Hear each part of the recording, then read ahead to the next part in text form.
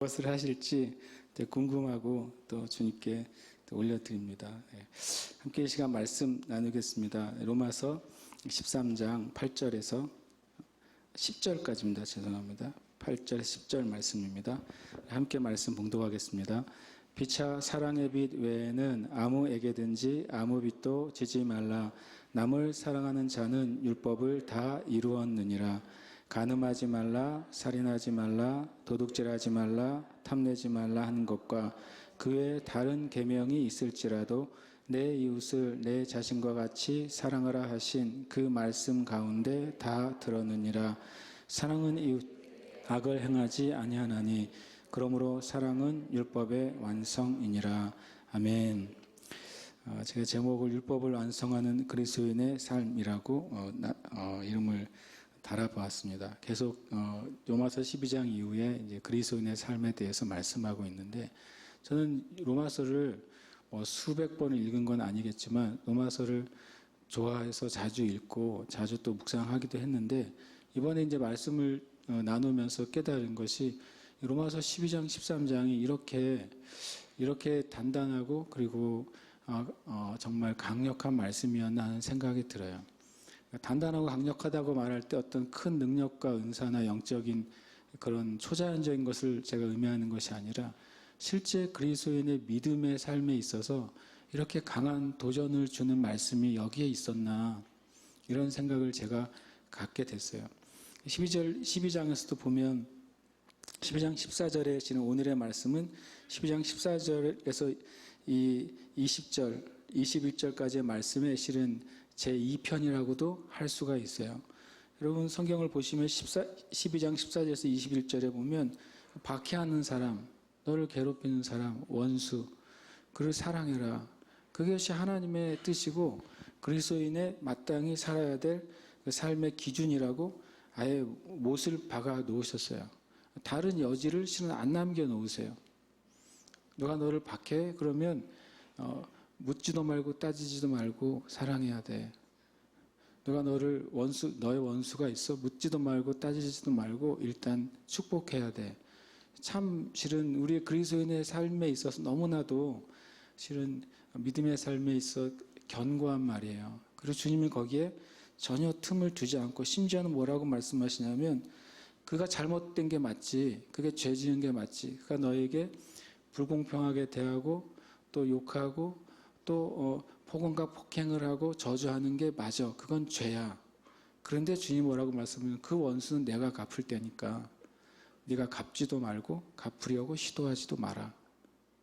주님이 이중 삼중으로 이 주님의 계명의 자물쇠를 아주 채워 놓으세요. 우리가 전혀 그것에 다른 여지를 두지 못할 정도로까지 주님은 그렇게 하세요.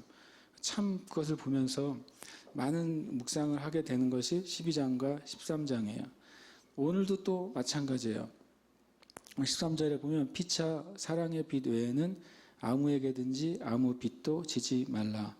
남을 사랑하는 자는 율법을 다 이루었느니라. 아멘. 저도 빚이 있거든요. 우리 땅 사고 빚이 있어서 지금 이자 내고 빚 갚고 있는데, 주님 빚지지 말라 그랬으니까 주님 이 빚을 빨리 없애주세요 라고 기도하는 거죠. 일단 성경에는 사랑의 빚만 우리가 질 수 있는 빚이라고 실은 이렇게 표현하고 계세요. 그러면서 남을 사랑하는 자는 율법을 다 이루었다. 실은 율법과 사랑, 이 두 가지를 얘기하고 계세요. 율법과 사랑이 또 같은 점도 있고 다른 점도 있다는 걸 제가 이제 묵상하게 됐습니다. 율법과 사랑은 다 갚아야 될 빚이라고 말씀하시는 거예요. 율법도 빚이에요.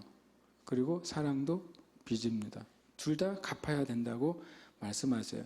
갚는다고 한 표현은 뭘까요? 율법은 행해야 된다고 말씀하시죠. 율법을 행하고 지키라고 주신 거잖아요. 그러니까 빚이에요. 내가 지키고 행하지 않는 만큼 빚을 못 갚는 거죠.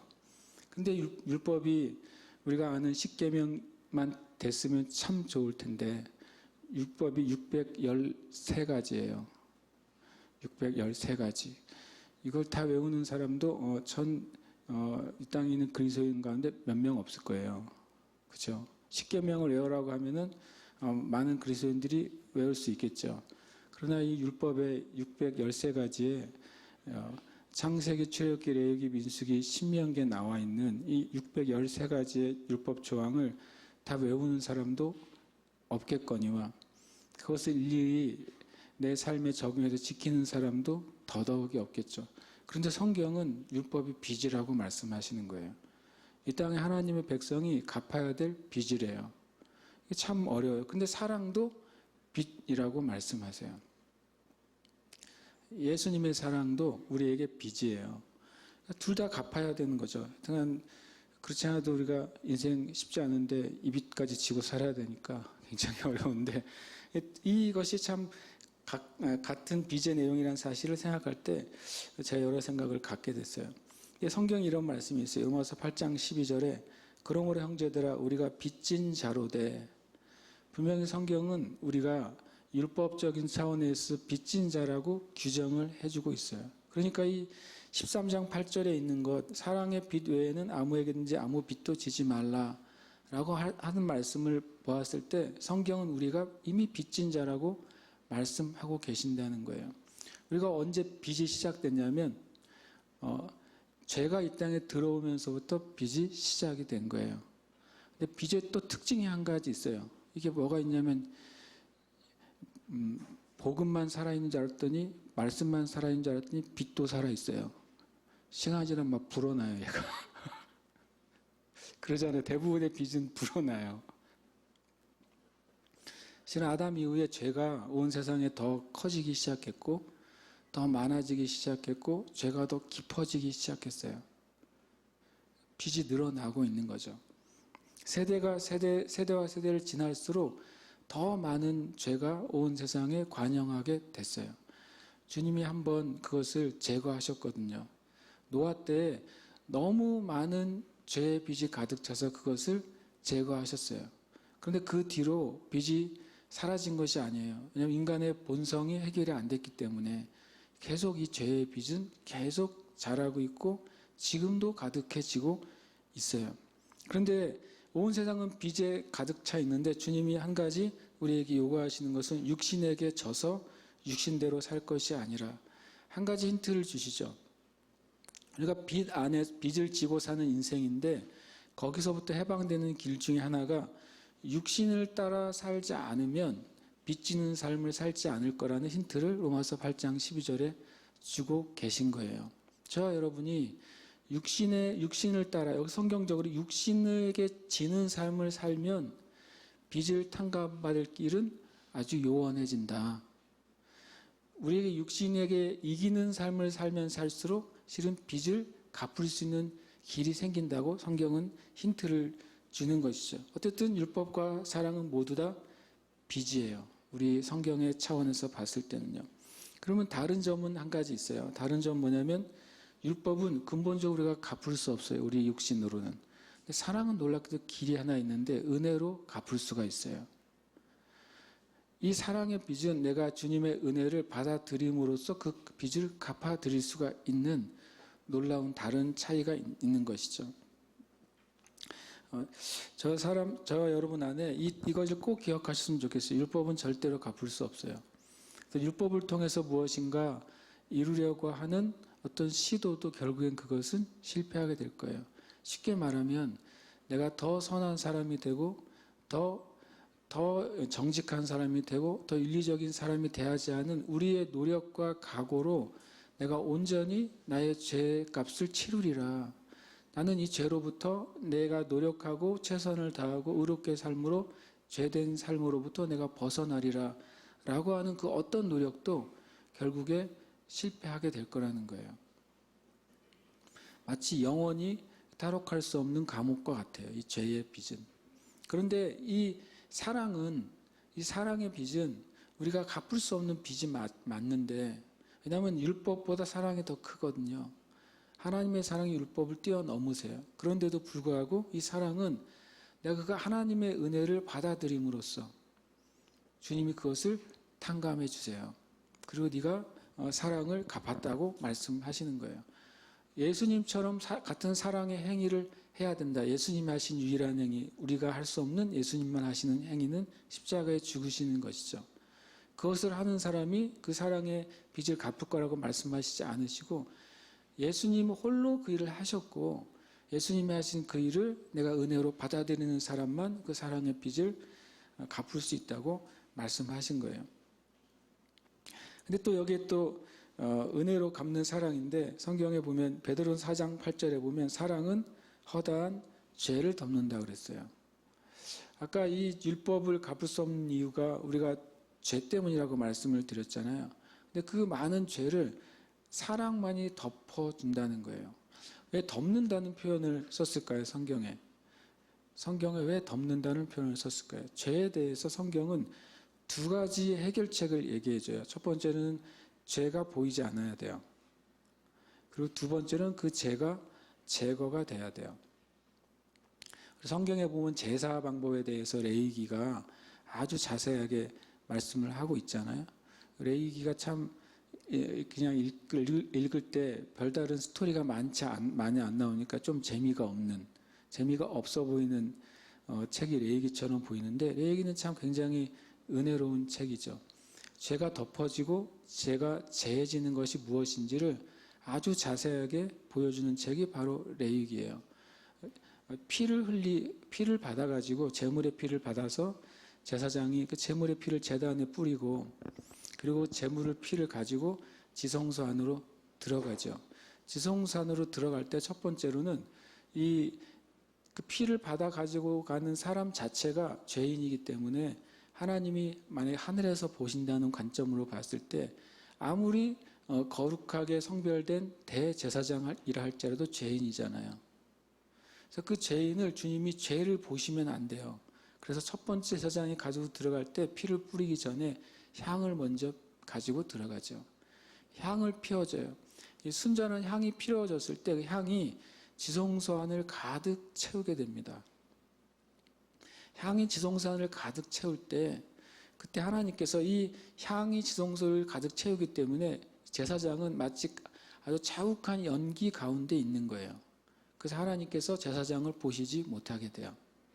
그 말은 뭐냐면 이 죄지은 제사장이 이스라엘 백성을 속죄하러 들어가는 그 자체도 주님이 그 제사장을 가려주시는 거예요.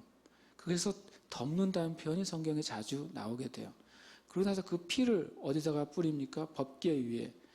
법궤에 있는 지성소에다가 피를 뿌리게 됩니다. 지성소가 두 그룹이 이렇게 붙어 있는 지성소죠. 법궤의 뚜껑에 피가 어떻게 돼요?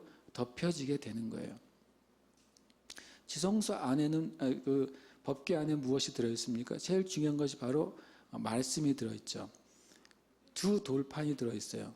그게 뭐냐면 율법이 들어있는 거예요. 하나님의 공의의 판단의 근거가 바로 법궤 안에 있는 율법이에요. 율법 앞에 가면 누구든지 다 죽게 돼 있어요. 그런데 그 율법을 담아둔 법궤의 뚜껑인 시은자라고도 하는 그곳에 피를 덮는 거예요. 주님이 연기로 말미암아서 죄된 인간인 대제사장을 보시지 않으세요. 그리고 피로 말미암아서 인간이 지은 율법을 보시지 않으세요. 그것을 통해서 우리가 죄사함을 받을 수 있게 된다는 것을 성경이 레위기에서 보여주는 거예요. 그 다음에 두 염소를 취해서 한 염소는 아사셀 염소라고 이름을 붙여서 그 아사셀 염소가 덮는 제사가 끝난 다음에 아사셀 염소를 광야로 쫓아보냅니다. 그것은 바로 죄를 제거하는 거예요. 한 염소의 피는 죄를 덮는 데 사용되고 한 염소는 죄를 완전히 떠나보내는 데 사용이 되는 거죠. 그래서 우리의 죄는 주님이 죄에 대한 두 가지 해결책이 그것인 거죠. 예수님의 보혈의 은혜로 우리를 덮어주세요. 그리고 우리가 예수님 앞에서 거듭날 때 우리 안에 있는 우리의 본성 안에 있는 죄를 삭제해 주세요. 그래서 우리가 구원받게 되는 거예요. 오직 하나님의 사랑으로 말미암은 예수님의 희생만이 우리 안에 있는 엄청난 죄의 빚을 탕감해 주시고 그것을 제거해 주시는 거예요. 바로 그것이 이 율법과 달리 하나님의 사랑 안에서 우리에게 이루어진 사실인 것이죠. 다시 보면 이 율법과 사랑에서 그 빚 갚는 방법이 뭐냐? 우리가 이제 이 사랑의 빚을 갚을 수 있는 길이 열렸어요. 그럼 우리의 삶의 주님이 이제 사랑과 은혜를 베푸셨으니까 그리스도인의 삶에 있어서 그럼 어떤 삶을 사는 것이 더 이상 빚지지 않는 삶을 사는 것이냐? 더 이상 율법에 저촉되지 않는 삶을 살 수 있는 것이냐? 답은 사랑함으로 빚을 갚는 거예요. 서로 사랑함으로 사랑의 빚을 갚아요. 율법은 율법을 지킴으로 율법을 갚아내야 되잖아요. 그러나 그것은 불가능한 일이에요. 그러나 놀랍게도 주님이 우리에게 주신 사랑은 우리가 사랑함으로 다른 빚들을 갚는 삶을 살게 된다고 성경은 우리에게 말씀하고 있어요. 율법과 사랑의 부분에 있어서 사랑으로 받는 빚은 요한복음 13장 34절에 보면 새 계명을 너희에게 주노니 서로 사랑하라. 내가 너희를 사랑한 것 같이 너희도 서로 사랑하라 라고 말씀하고 있어요. 분명히 계명이라고 말씀하신 거예요.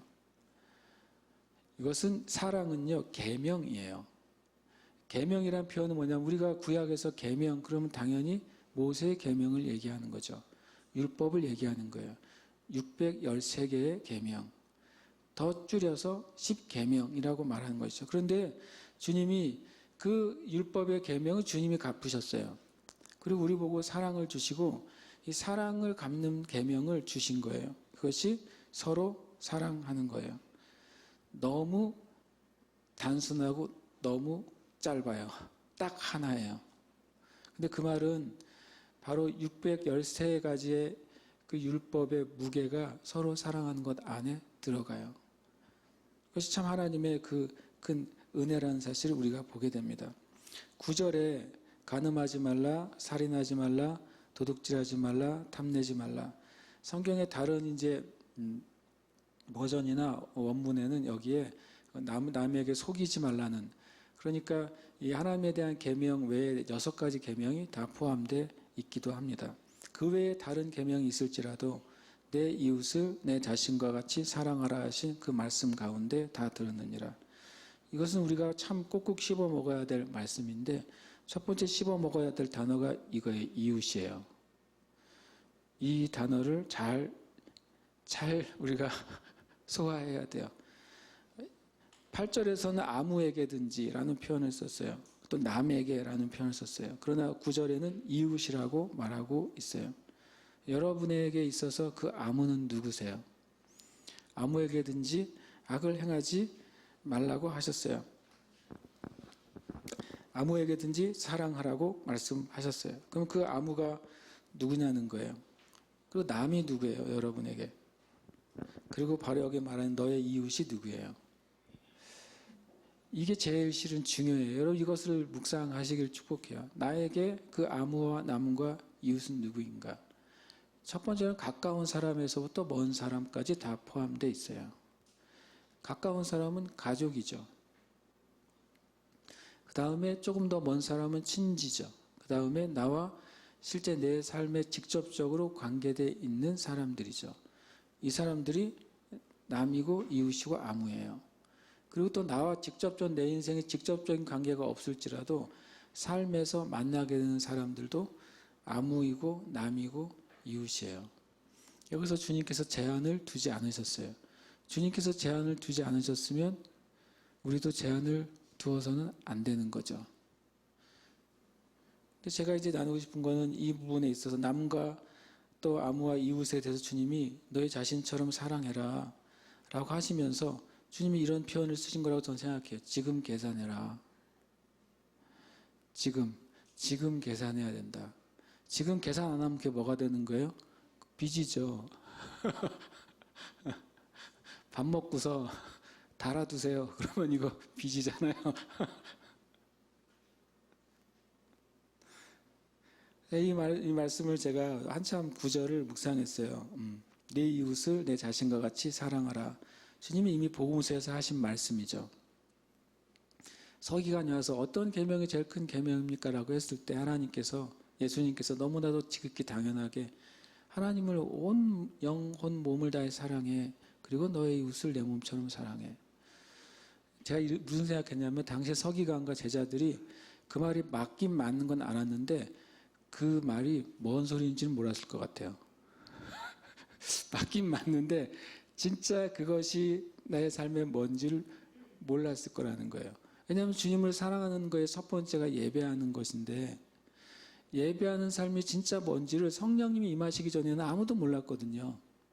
그러니까 너희의 온 영을 다해 마음을 다해 힘을 다해 너희 생명을 다해 여호와 하나님을 사랑해 라고 하는 말의 첫 번째 걸음, 주님을 예배하는 삶에 대해서 이해할 수가 없었죠.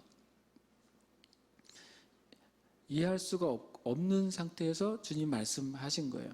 그리고 내 이웃을 내 몸처럼 사랑해 라고 하는 말씀이 맞기는 맞는데 이해할 수 없는 상태에서 주어진 거예요. 어떤 유대인들은 그 이웃을 유대인인 줄만 생각했을 거예요. 그죠? 만약에 이방인은 생각조차 못했을 거예요. 그러나 성령님이 임하시고 나서 주님의 몸된 교회가 열방으로 퍼져나가면서 주님이 말씀하신 이웃이 무제한적이구나. 주님이 말씀하신 이웃이 원수까지 포함되는구나. 주님이 말씀하신 그 이웃이 나를 해하고 핍박하고 저주하는 이도 해당되는구나 라는 사실을 초대교회가 그때 알게 돼요.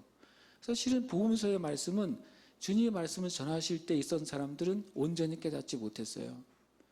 사도행전에 와서야 시간적으로 보면 사도행전의 때가 와서야 주님 말씀하신 복음서에서 말씀하신 뜻이 그때 풀어지고 깨닫고 열리게 되는 거죠. 왜 그랬을까요? 성령님이 임하시기 전에는 주님의 말씀을 감당할 수가 없어서 그래요. 저와 여러분은 성령님에 의하지 않고서는 그 예수님의 말씀 한 절도 감당할 수가 없는 존재예요. 그래서 성령님이 임하신 다음에야 제자들이 베드로도 주님이 하신 말씀이 이것이었구나라고 깨닫고 선포하게 된 것입니다. 이 이웃 지금 계산해야 돼요. 할 수 있으면 오늘 빨리 설교 중에 카톡으로 계산하시든지 잘못됐어 용서해줘 이렇게 하시든지 이렇게 하지 마시고 끝나고서라도 계산을 시작해야 돼요. 빨리 계산하면 뭐가 이익이에요?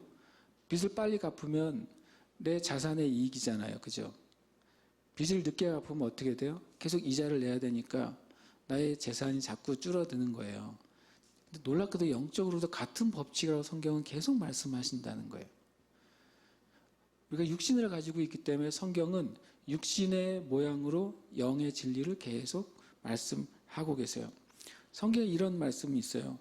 마태복음 5장 26절에 네가 한 푼이라도 남김이 없이 다 갚기 전에는 결코 거기서 나오지 못하리라. 주님이 아주 그냥 무서운 말씀을 하세요. 이 말씀 마태복음 5장 21절에 시작되는데 이렇게 말씀하신 거죠. 이 말씀에 대한 첫 번째 관계된 구약의 계명은 놀랍게도 살인하지 말라라는 계명이에요.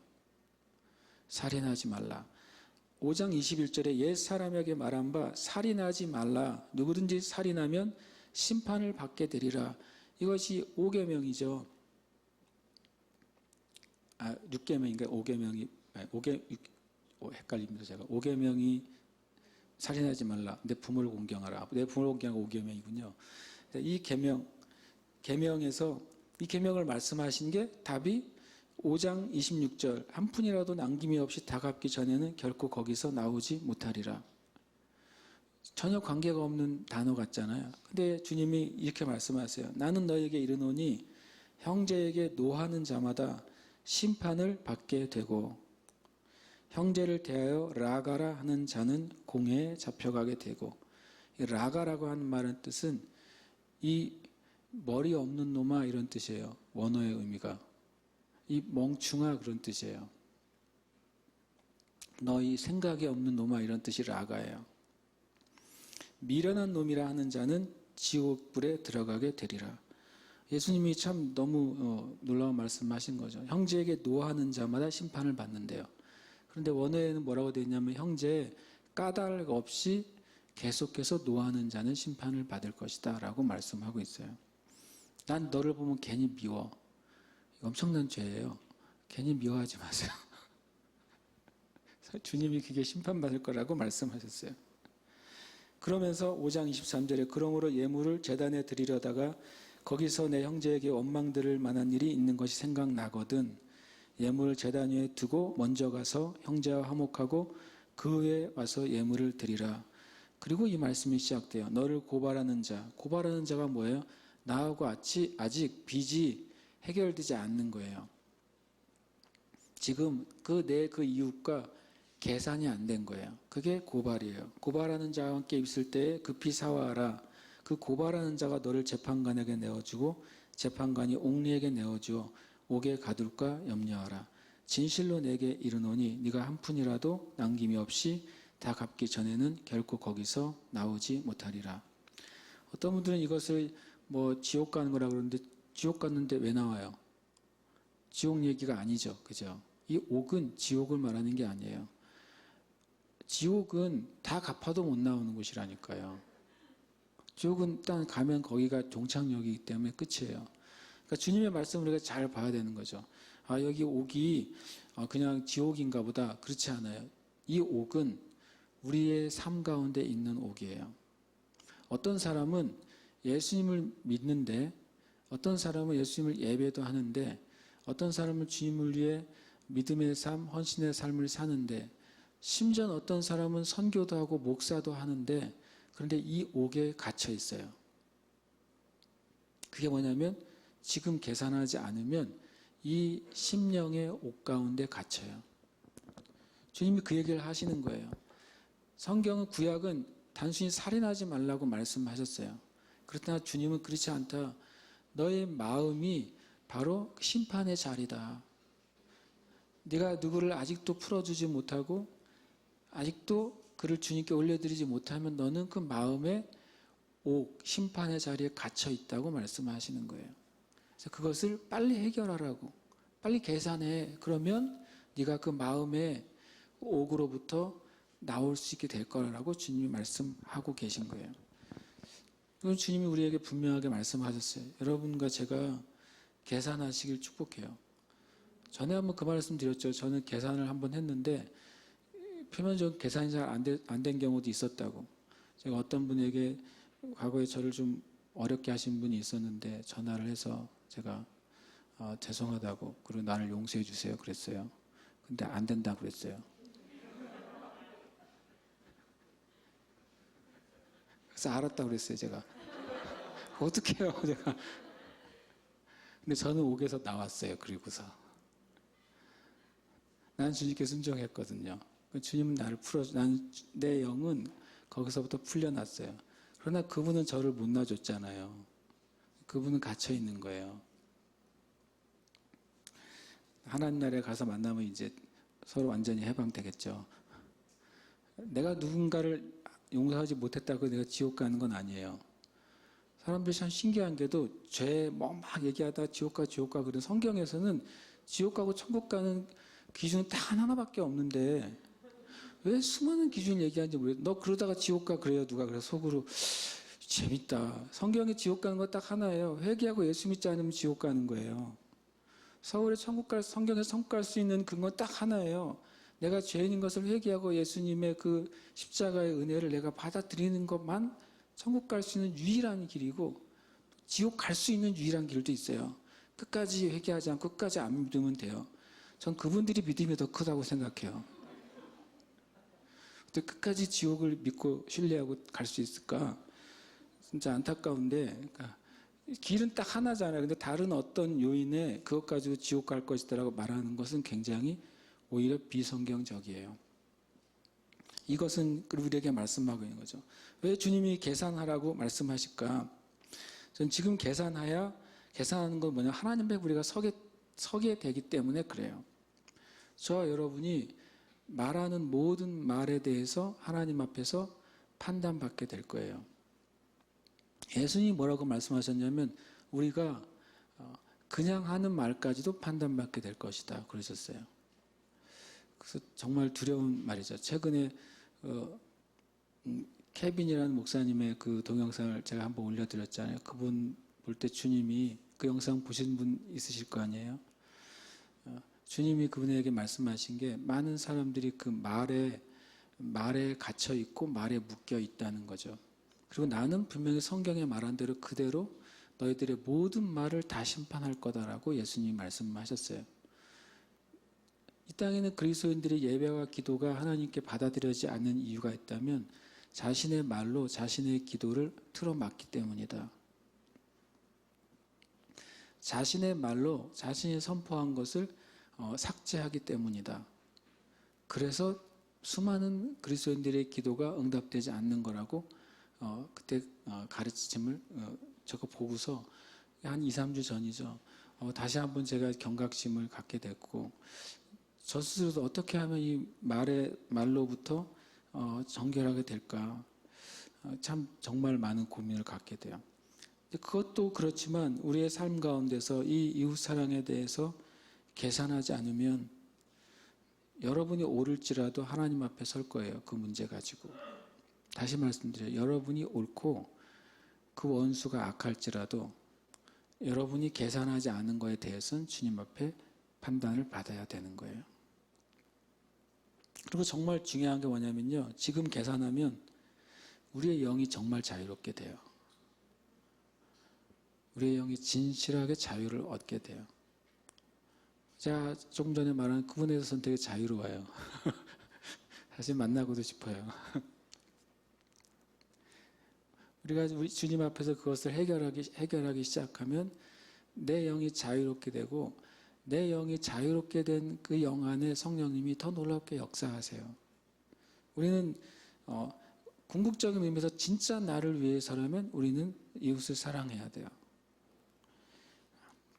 9절에 이렇게 말씀하고 다시 9절인데요. 다시 똑같은 절이죠. 그런데 거기 이런 표현이 있어요. 그 외에 다른 계명이 있을지라도 다 들어있대요. 이웃을 내 자신과 같이 사랑하라라고 하는 말에 다 포함이 돼 있다고 되어 있어요. 표현이 재밌잖아요. 들어있다. 무엇을 말할 때 들어있다 그래요? 어떤 그릇을 얘기할 때요. 이 모든 율법을 담는 그릇이 뭐예요? 내 이웃을 사랑하라는 거예요. 이 이웃을 사랑하라는 말씀 안에 다른 모든 613가지의 그릇을 계명을 다 담을 수 있는 그릇이 바로 이웃을 사랑하라는 그릇이라는 거예요. 성경에 또 다른 표현도 있어요. 바로 새 포도주를 담는 부대를 바로 그릇이라고 표현하고 있어요. 새 포도주는 새 부대에 넣는다 그래요. 새 포도주를 헌 가죽 부대에 넣으면, 헌 그릇에 넣으면, 율법의 그릇에 넣으면 하나님의 새로운 은혜는 터져버릴 것이다. 그럼 하나님의 진짜 그 은혜는 바로 새 부대가 되면 그것이 하나님의 은혜가 담을 수 있는 그릇이 될 거라 그래요. 그러면 새 부대는 무엇일까? 성경은 바로 내 이웃을 내 자신과 같이 사랑하라 하면 그 말씀을 지키는 자들은 뭐가 준비된 거예요?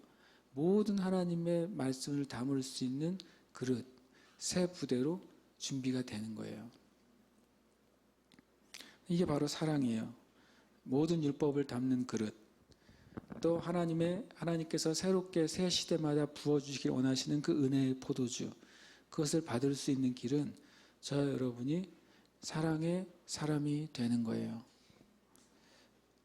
그래서 이 말을 이렇게 제가 이제 주보에 내기에서 적어 놓고서 가만히 제가 시간을 많이 들였어요.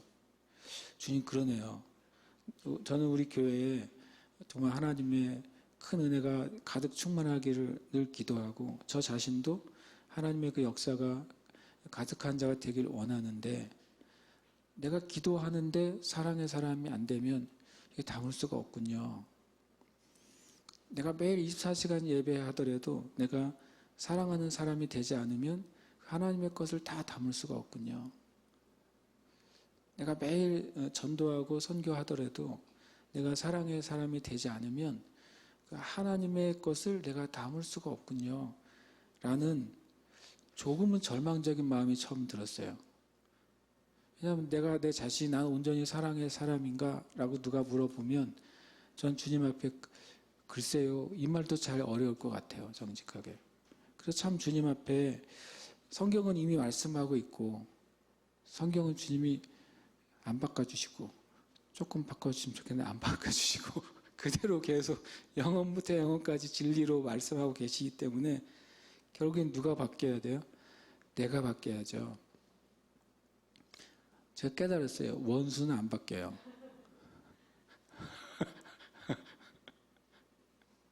마귀가 안 바뀌어요. 그러니까 원수도 안 바뀌어요. 굉장히 슬픈 뉴스예요. 근데 복음은 우리가 바뀔 수 있어요. 이거밖에 복음이 없어요. 그런데 성경에 이런 말이 있어요. 네가 진짜로 하나님을 기쁘시게 하면 원수하고도 화평하게 되느니라. 그러니까 하나님과 우리의 관계가 되면 하나님이 그 다음에 다른 방법으로는 도저히 할 수 없는 문제를 하나님이 푸시겠다는 거예요. 이게 하늘의 열쇠고 비밀인 것이죠. 9절에 다시 보면 내 이웃을 내 자신과 같이 사랑하라. 9절이 아주 그냥 많이 먹어야 될 말씀이죠. 계속 제가 얘기하니까. 이렇게 다시 질문하게 됐어요.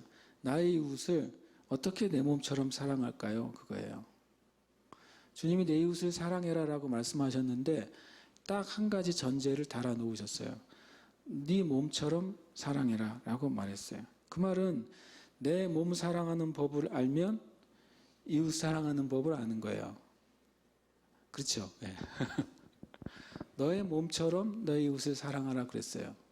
그러면 이 말씀 그대로 제가 나누고 싶어요. 저와 여러분이 여러분의 이웃을 사랑하지 못하는 이유는 뭘까요? 이 말씀에 의하면 우리는 내 몸을 사랑하는 법을 몰라서 그래요. 내 몸을 사랑하는 것이 진짜 뭔지 몰라서 이웃도 못 사랑해요.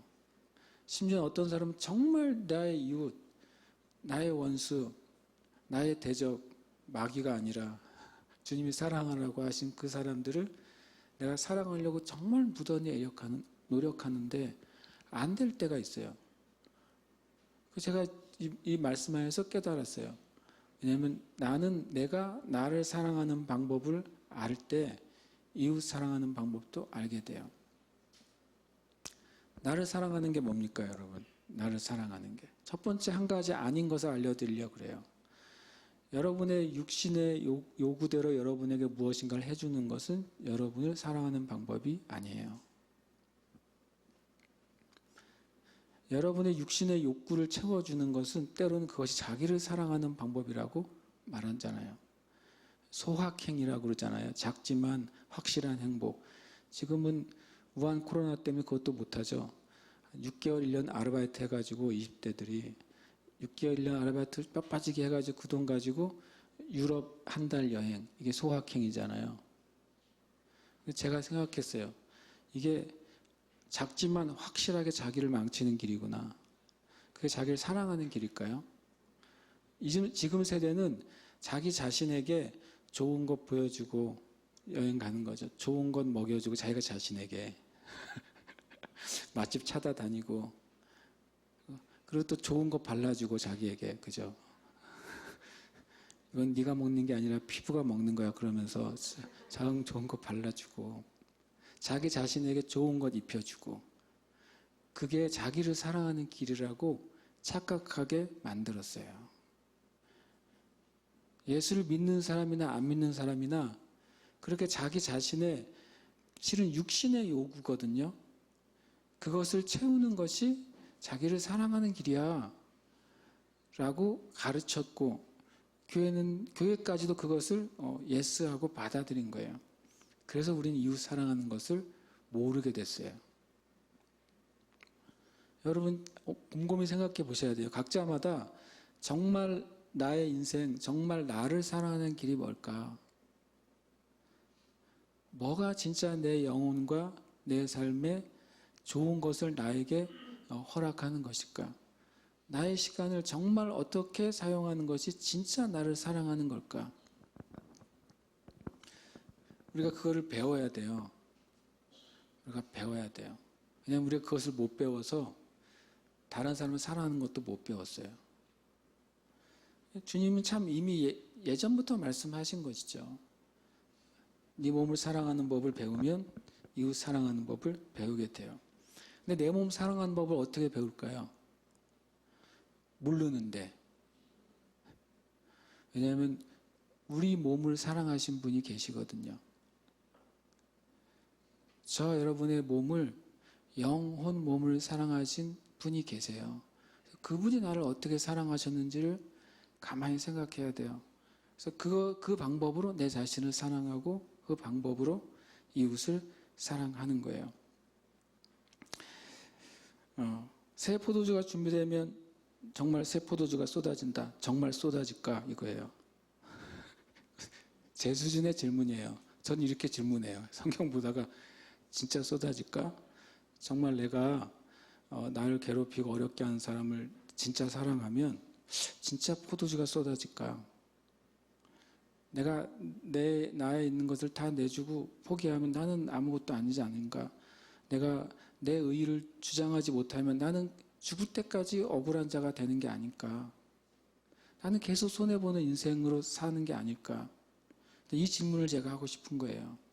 정말 저와 여러분이 말씀에서 네가 이웃을 사랑하면 그러면 거기 하나님의 사랑이 있을 것이고 네가 이웃을 사랑하게 되면 사람들이 너를 나의 제자라는 사실을 보게 될 것이고 그리고 네가 이웃을 사랑하면 정말 내가 너의 삶 가운데 나의 것을 부어줄게라고 말씀하시는 그 주님의 말씀을 정말 믿고 있느냐는 거예요.